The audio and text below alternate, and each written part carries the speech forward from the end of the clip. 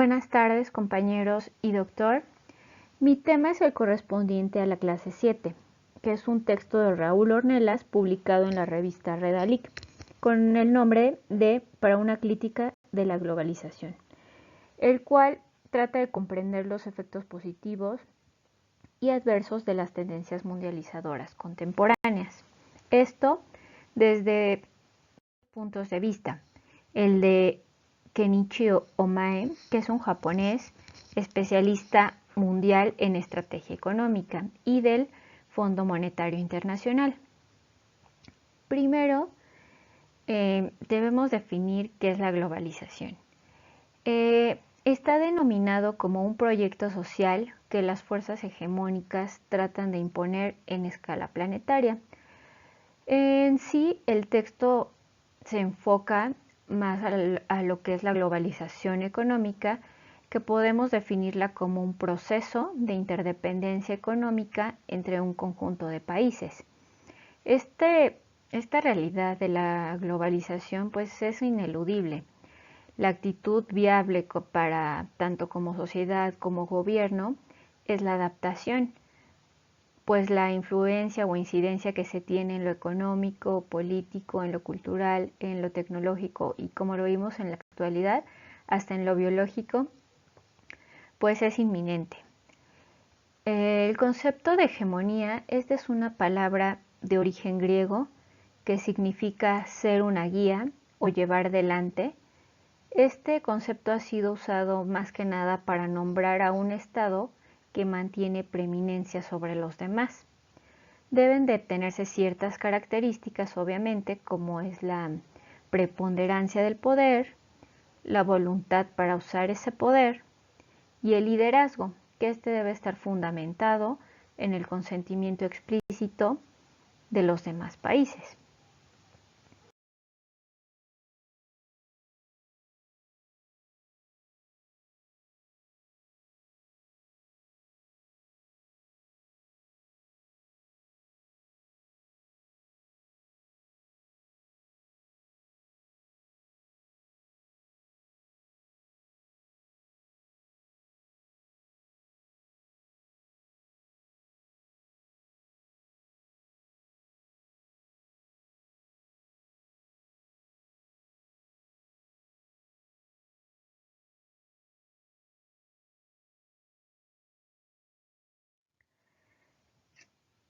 La globalización como tal surge a finales de los años 70. Esto ante un desarrollo constante de dos tecnologías. Uno, que es la informática, donde ahí cabe la producción, las computadoras, la manufactura de robots, las máquinas herramientas de control numérico, los procesos de fabricación automatizados y flexibles, los métodos capitalistas de organización del trabajo en actividades sociales, más que nada enfocada en servicios, y como dos, el ritmo del proceso tecnológico, que son las telecomunicaciones digitales. Aquí vale la pena mencionar a un economista y politólogo austriaco-estadounidense que se llamó Joseph Schumpeter. Él mencionaba que la innovación es la fuerza fundamental que mueve la producción capitalista y al sistema como un todo, y es la causante de sus procesos de transformaciones constantes. Como lo vemos, o sea, en la realidad, pues todas las marcas tratan de innovar, tratan de sacar siempre los mejores productos para la sociedad, que son al fin y al cabo los que consumen. Esto se da en base a los factores económicos, que es la convergencia a escala mundial, las infraestructuras de comunicación, la homogeneidad de los mensajes publicitarios y las orientaciones de los sistemas educativos. Estos factores pues son muy importantes junto a tres fuerzas motrices de la globalización, que son las nuevas posibilidades de integrar la producción mundialmente, el aumento de la cantidad de mercancías producidas, como yo le he dicho que en su mayoría son los servicios, el amortizar las crecientes inversiones en medios de producción y en desarrollo científico y tecnológico. Igual aquí vale la pena recordar lo que Adam Smith nos mencionaba con la División Internacional del Trabajo, que era la especialización y cooperación de las fuerzas laborales en diferentes tareas y roles con el objetivo de mejorar su eficiencia.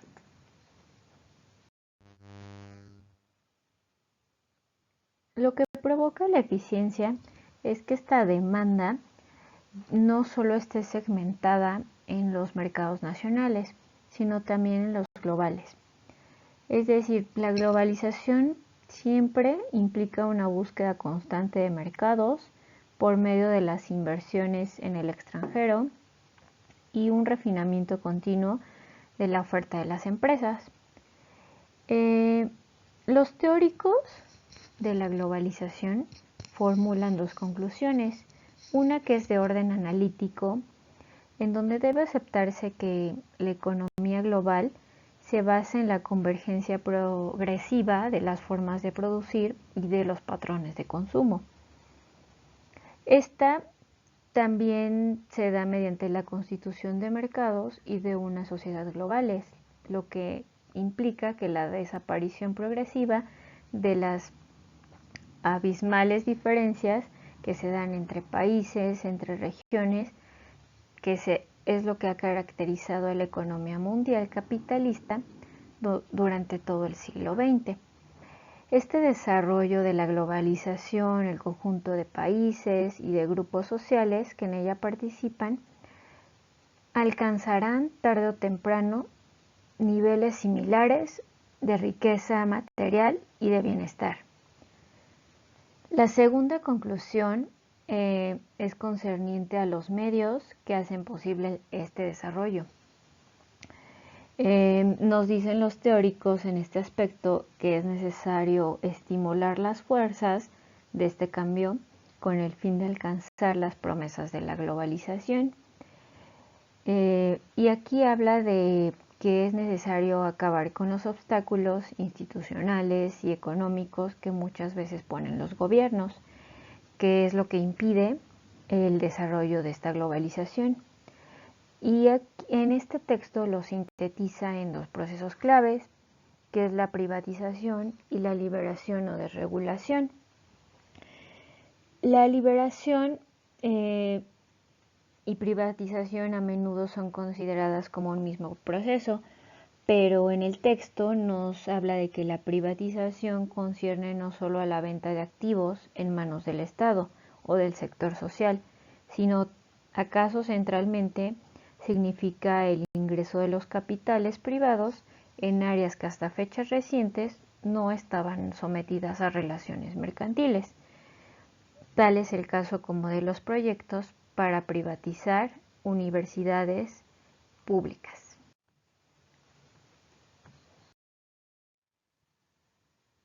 En esta perspectiva, la regulación de los estados y la existencia de actividades no mercantiles que ya les mencioné devienen obsoletas, ya que las empresas transnacionales se ven como el único medio indispensable para lograr el desarrollo económico y social de las economías que los alojan.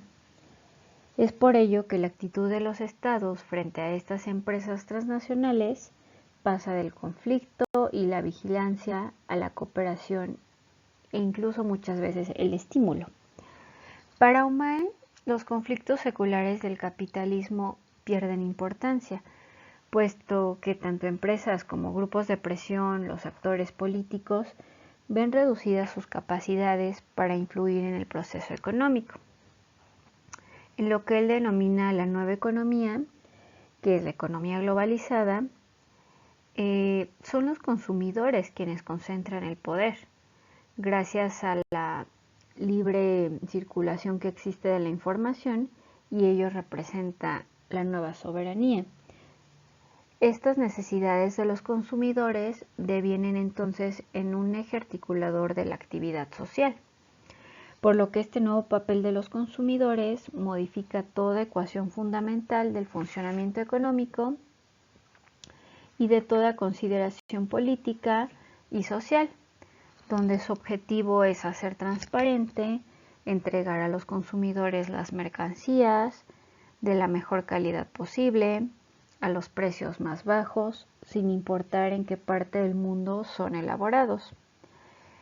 En esta presentación vemos cómo Estados Unidos se logra posicionar hegemónicamente ante Europa, ante Japón e incluso ante Asia. Él se logra posicionar porque es un líder económico, porque tenía la capacidad de monopolización, porque tiene liderazgo tecnológico, y solo quien es líder consigue imponerse ante los demás mediante sus modos de funcionamiento, sus procesos productivos, y solo él como líder se va dando la inserción de México en este proyecto de sociedad, que es impulsado básicamente por estas empresas transnacionales y el Estado estadounidense.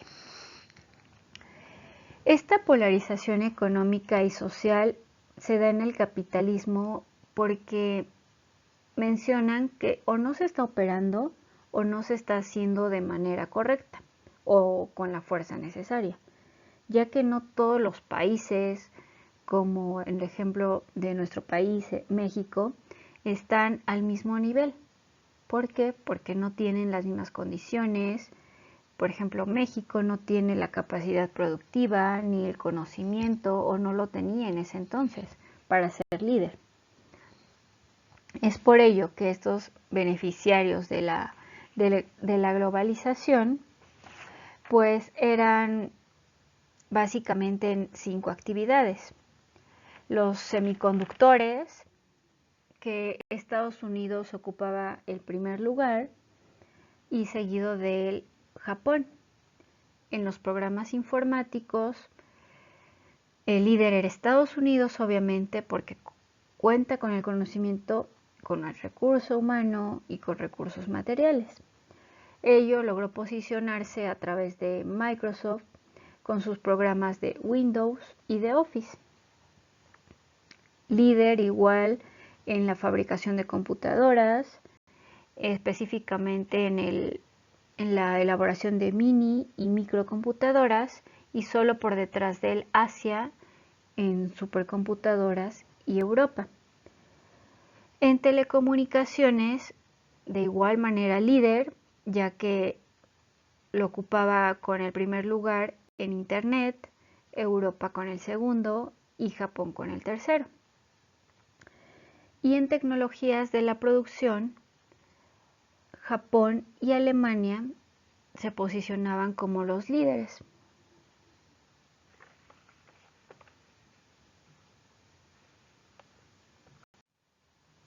Ya en la era moderna,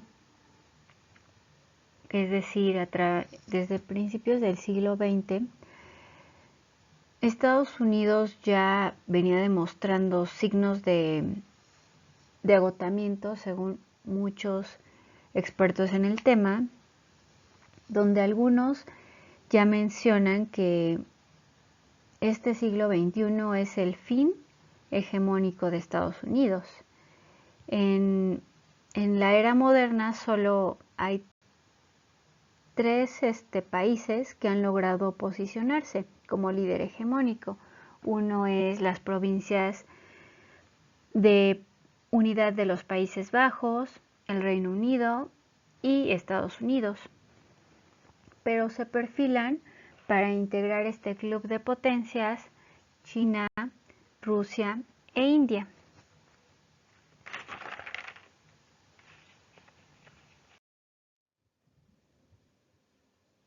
Ya como a manera de conclusión, podemos darnos cuenta a través de lo que les he expuesto que todos esos indicadores muestran la solidez que tiene Estados Unidos de manera económica, con todas estas empresas estadounidenses y que son uno de los principales ejes de desarrollo de la economía de Estados Unidos, ya que ellos son los que reciben todos los beneficios de esas actividades dinámicas y rentables que han logrado posicionar en esta economía capitalista.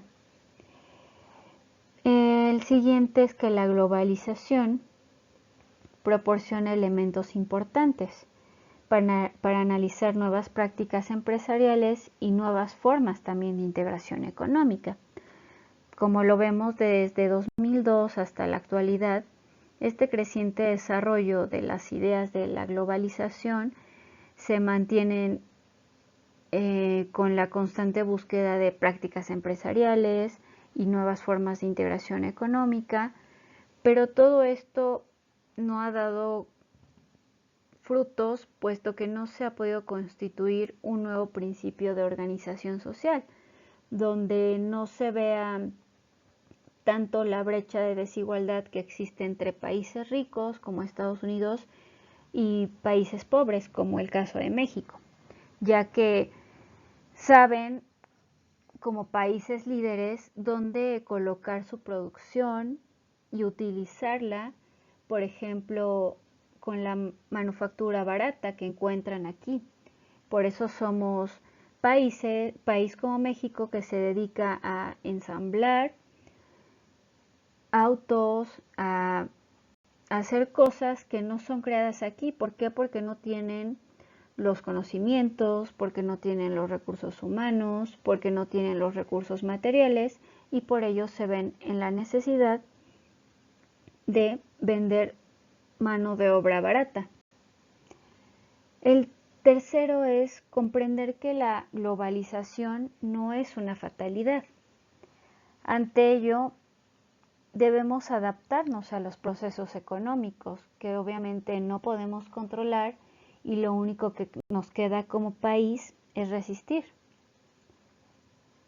El siguiente es los terrenos de resistencia que se visualizan en México. La redefinición de la banca, esto se da a partir del que se conoce como el más grande fraude de la historia, que es el del Fobaproa. El siguiente es la conservación de recursos naturales y esto va muy de la mano con la lectura que ya vimos de Mary Alfie, donde muchas veces el gobierno pone primero el crecimiento antes que la conservación de la biodiversidad que tenemos en nuestro país. Por eso esto me parece de suma importancia que como sociedad exijamos la conservación de nuestros recursos naturales. ¿Por qué? Porque no son infinitos, o sea, va a haber un momento en que estos se van a acabar y qué le vamos a dejar a la sociedad, ¿no? Y lo estamos viendo. El siguiente es las conquistas sociales por la defensa y transformación de los sistemas educativo y de salud, hoy que están en la mira pues ya de una transformación con este nuevo gobierno, que se supone que quiere velar más por en estos intereses, pero que en la actualidad, con lo que estamos viviendo del coronavirus, no hay un sistema de salud reforzado que pueda ayudar a combatirlo. O sea, solo ante el problema ya se ve cómo se va a resolver, pero no se tiene una prevención ni nada en control de la salud de las personas. Y en la recuperación de la soberanía alimentaria. ¿Esto a través de qué? De una verdadera reforma agraria, que es un reparto de tierras y transformación de los modos de producción. Obviamente defendiendo el patrimonio genético de todas las especies vegetales y animales que existen en nuestro país. Ya que como lo vemos, igual con la biopiratería, como lo vimos en la lectura pasada, pues nos damos cuenta que de igual manera anteponen el crecimiento antes de proteger todos estos recursos que como país podemos resaltar, pero muchas veces no los explotamos, sino que se los damos a otros países. ¿Por qué? Porque no tenemos los conocimientos. Incluso en la actualidad yo he escuchado hablar de que existe ya, tal vez con lo que estamos viviendo, se plantea la pregunta de que si estamos entrando en una era de desglobalización. ¿Qué es la desglobalización? Pues es un proceso de disminución de interdependencia existente entre todos los países del mundo. Esta desglobalización pues básicamente se caracteriza por la reducción de las relaciones políticas, la de las relaciones comerciales y económicas que se realizan entre todas las naciones, y también una pérdida de protagonismo de todas las instituciones que venían siendo potencias hegemónicas. Todos estos efectos de la desglobalización en la sociedad mundial se reflejan en 4 grandes flujos, que son los movimientos migratorios, ya que muchas personas que pensaban viajar, no sé, a Estados Unidos, ahora se quedan en sus países. ¿Por qué? Porque es consecuencia de las restricciones que hay de acceso a otros países por su calidad de inmigrantes o derivado de crisis económicas. Las exportaciones también se prevé que con la desglobalización se reduzcan, que muchas empresas vendan menos productos y servicios en el extranjero, debido a razones económicas y situaciones coyunturales. Otro aspecto es que las inversiones disminuyen. Estos capitales se dejan influir por los mercados internacionales y muchos de estos proyectos transnacionales se estancan. Y un cuarto factor sería la innovación tecnológica, que esta se ve frenada, derivado del nuevo lanzamiento de productos o de que el servicio se ralentice. Según expertos en el tema, estos 4 grandes flujos actúan como medidores del grado de desglobalización. Pero yo me pregunto si es la situación que estamos viviendo en la actualidad, que es el coronavirus, si este factor sería el detonante de la desglobalización. ¿Por qué? Porque con ello estamos viviendo cambios en las vidas de las personas, pues no solo de México, sino de muchos países, donde nos damos cuenta que las medidas de gobierno tal vez ayuden, pero sus resultados son inciertos. Entonces, ahí es donde sale la preocupación de la gente, que tal vez estén reaccionando con sensatez, pero estos comportamientos solo logran, no sé, acaparar. Por ejemplo, Estados Unidos, si descubren la vacuna, no recuerdo si es Novartis, que si ese laboratorio descubre la vacuna, ya que está en busca de eso, ha anunciado que a Estados Unidos se lo va a dar de primera mano. Entonces, cuando muchos países también están cooperando para el descubrimiento de la vacuna. Entonces, esto es lo que pone en jaque todo eso. ¿Por qué Estados Unidos? Si se supone que todos, al hacer la cooperación para la creación de esta vacuna, pues se reparta para todos de manera igual.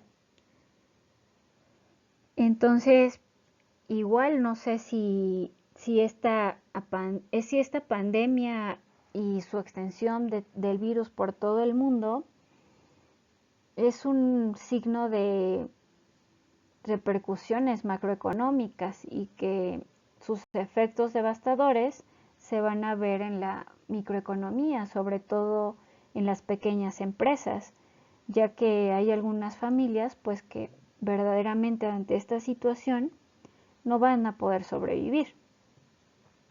Este eslabón de,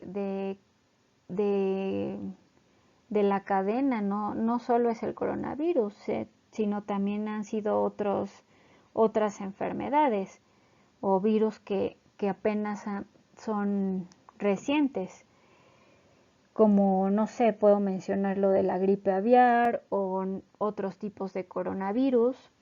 Entonces, todas estas muestras solo denotan el riesgo que tiene la economía globalizada. Y ante esto, el beneficio lo único que pueden hacer las empresas es lograr producir a bajo costo en determinadas regiones del planeta. ¿Por qué? Pues para vender sus productos. ¿Por qué? Porque pues no hay ahorita un libre comercio, sino hay controles sanitarios para la, la liberación de todas estas mercancías. Por eso es que desde hace años la apertura total de estos mercados ha generado el empobrecimiento de muchos pequeños y medianos locales y ha logrado que ciertos sectores empresariales se aprovechen de eso.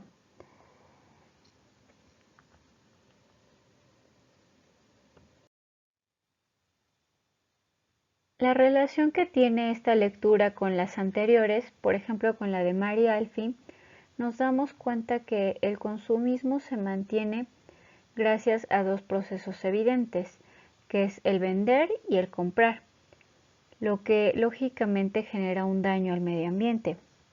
Esto también va muy relacionado de la mano con el video de la obsolescencia programada, donde ahí nos muestra que realizan todos los equipos informáticos con cierto tiempo para que sean obsoletos al lapso de un año o de 2 años.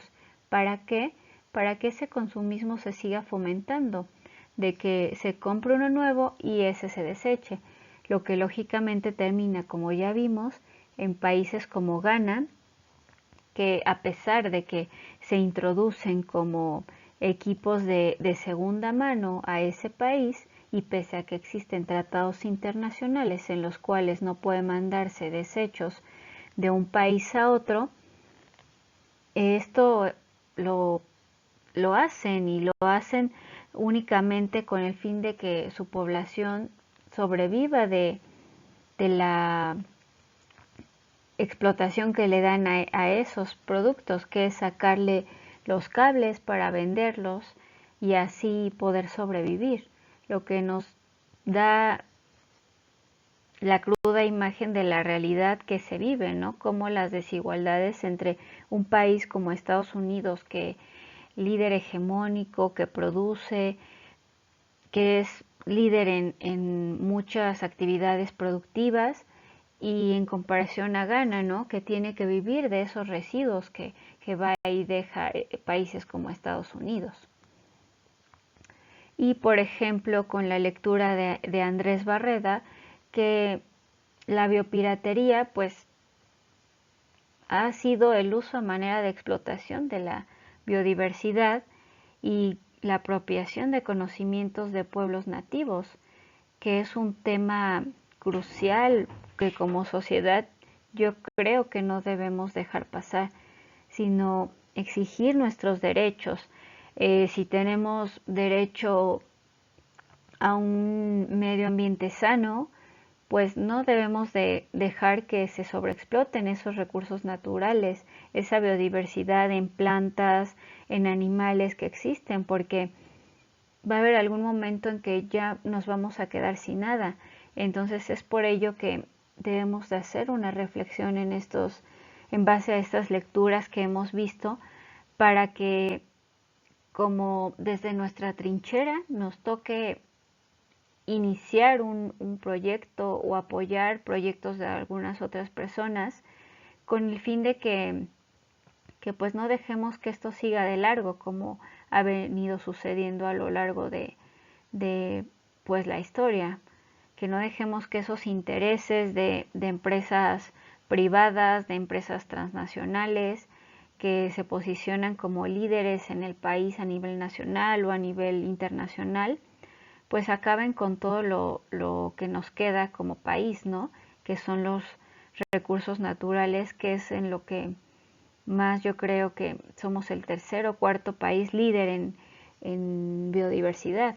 Es por ello que creo que no debemos dejar estos dos temas a la deriva, sino que más bien buscarles una solución y proponer